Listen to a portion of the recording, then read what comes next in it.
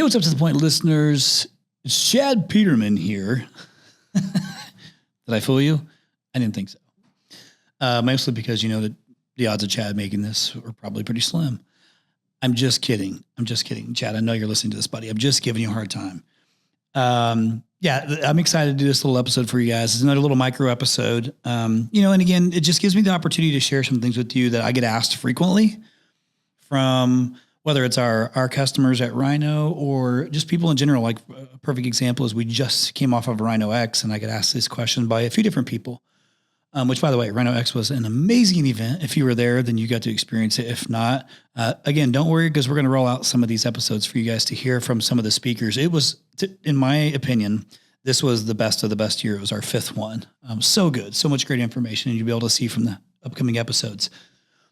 But those are a few questions I got. And it's again, once the event is over and I'm sitting at my house, people will get home, they message me and they ask me these questions, or they text me and ask me these questions because they're going home and they're implementing things from their business. And from implementing them, they're learning what questions they need to ask, or they're learning where they have blind spots in their business, especially as it relates to marketing, their marketing campaigns. Because this stuff is getting expensive. So this one's going to be around why most home services marketing strategies fail. And I don't necessarily mean that your agency is failing you. I just mean why it's failing in general, because it could be your agency, but it also could be you and the lack of you paying attention to some specific information like that you need to be looking at, or maybe you don't know what you need to be looking at, and that's half the battle too. So I want to be able to share with you just a few ways of how you can even tell if it's an agency problem or if it's a you problem. I think that's going to be something that's helpful. This is the stuff that I'm looking at constantly, right? I mean, this is my 17th year of being a home services digital marketing agency. And, when somebody reaches out to me and says, hey, Chris, I don't feel like I'm, getting the results that we should be getting, I always go back and look at the same set of metrics to look and see. Or if they say, hey, Chris, this is going really good. Again, same thing. I don't assume anything. I go back and I look at the metrics. I want to see what was their cost per lead. I want to see what their booking rate is. What's their conversion rate? I just want to see, what are they actually closing? If I bring in a lead, are you closing it or you're not closing it? And at what percent? That kind of gives us a lot of information. So I just want to talk a little bit about that.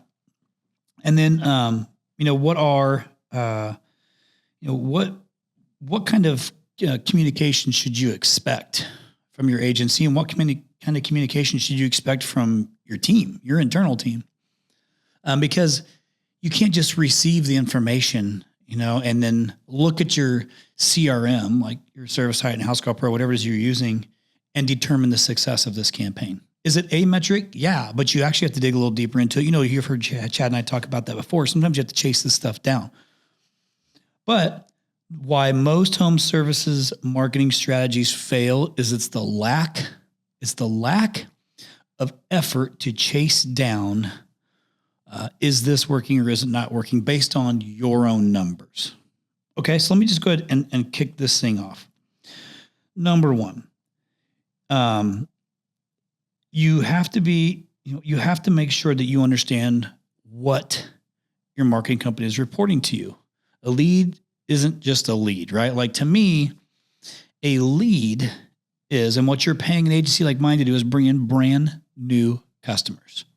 Okay, that's the job I have to do, is bring in brand new customers.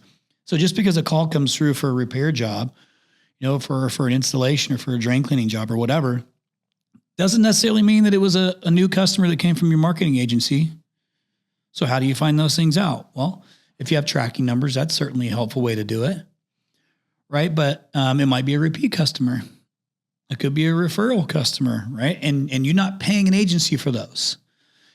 Technically, I've heard arguments already, but a repeat customer that came in 3 months later from a customer that was originally from your marketing agency, there's an argument for that. Right. Because you wouldn't have had that customer in the first place if it wasn't for your agency. So I think you can give a little bit of credit to that. But month over month, man, my job is to bring in new business, right?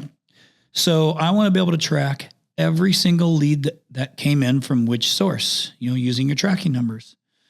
Whether it's pay per click, have its own tracking number. and it goes to the specific tracking number in Service Titan or your CRM. If it's SEO, same thing. It has its own tracking number that goes to a specific tracking number in your CRM.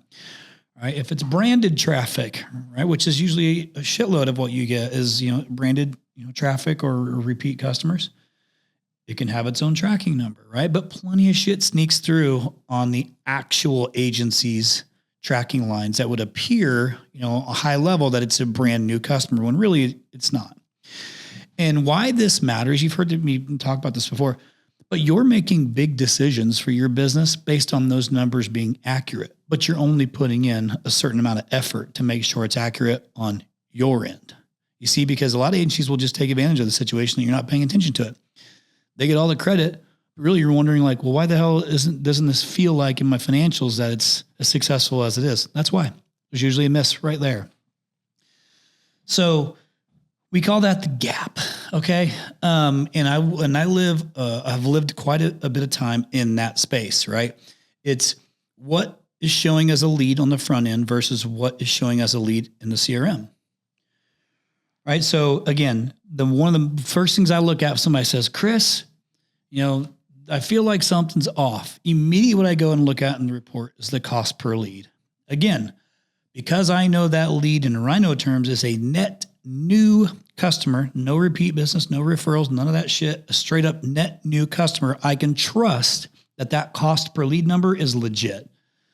This is how much it costs me to get a brand new potential customer who doesn't have any other business name in mind, but chose me and went to my website and called me or sent me a text or whatever. So a legit cost per lead. The next thing I'm going to look at is booking rate. Did you book the call? Did you book the lead or not book the lead, and at what rate?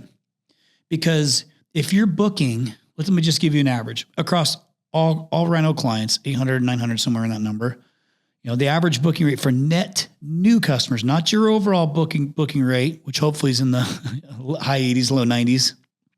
But overall booking rate for net new customers, the average across all Rhino clients is in that 41, 42% mark. Okay. So 42% of the brand new customers that we're bringing in are getting booked on average across all Rhino clients. Okay. That's number one.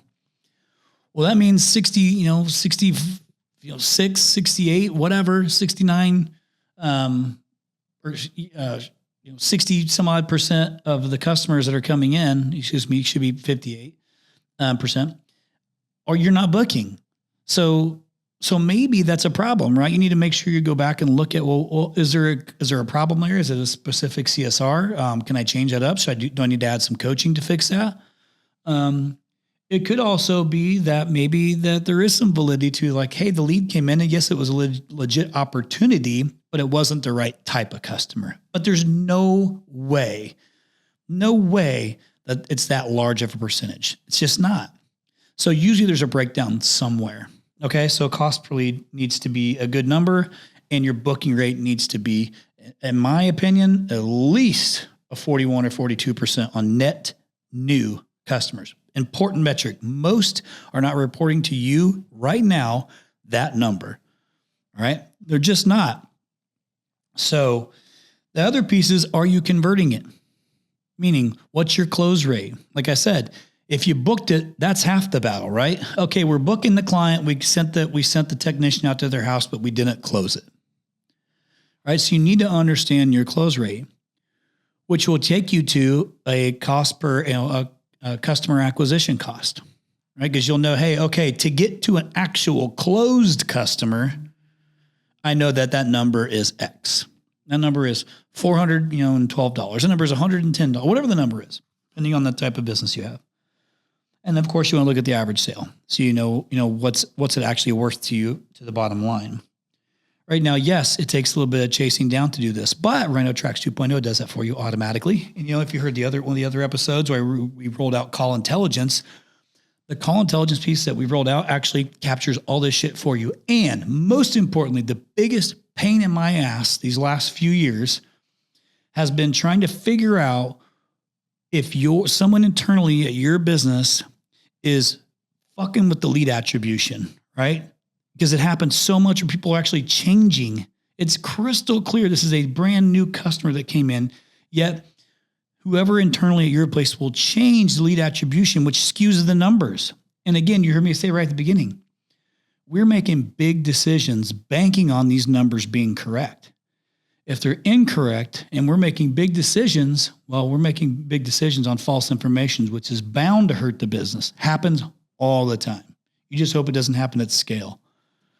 So the days of just like letting this shit ride and just hopefully making sure your marketing, even the marketing managers I'm talking to aren't getting it right because we're all trained or they're all trained to look at things a certain way. Well, those days aren't the same. You have to chase these things all the way through. That's part of the job of being a marketing manager. Right? You're responsible.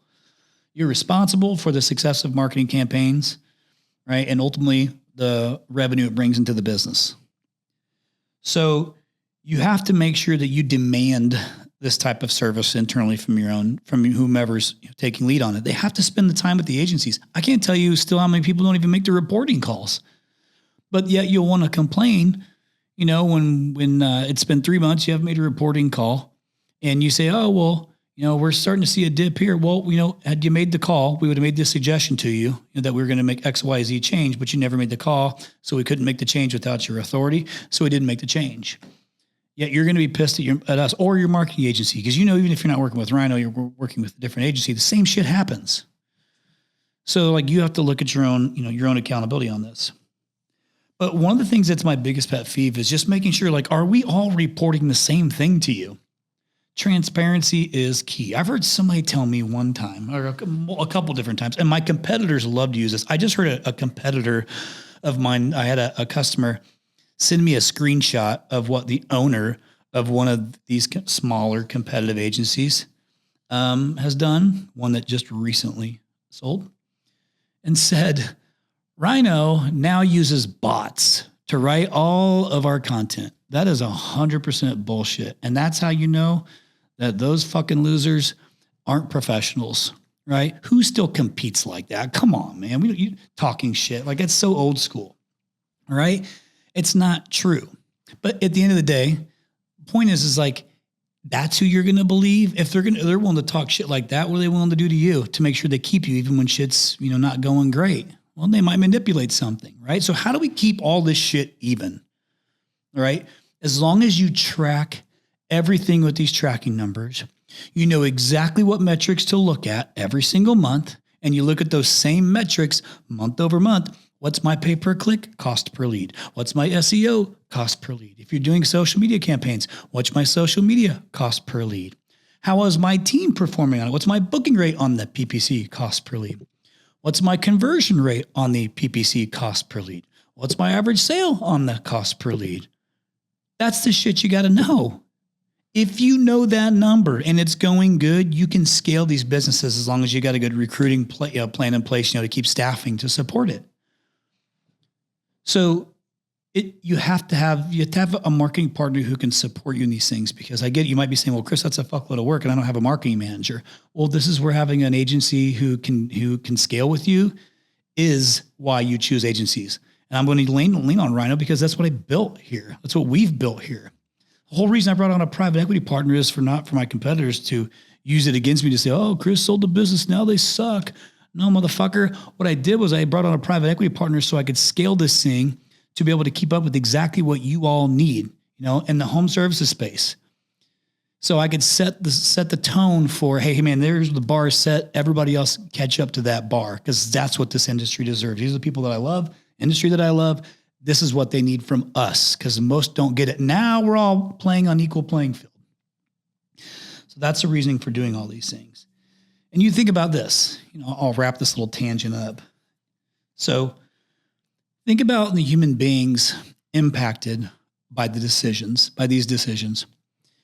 And marketing agencies might say, oh, I really care about growing this company, but they really care more about protecting themselves if shit goes south. Well, what does that do to you? Impacts your business, human beings in your business, maybe you directly. Impacts you, especially if you're small, just trying to figure shit out.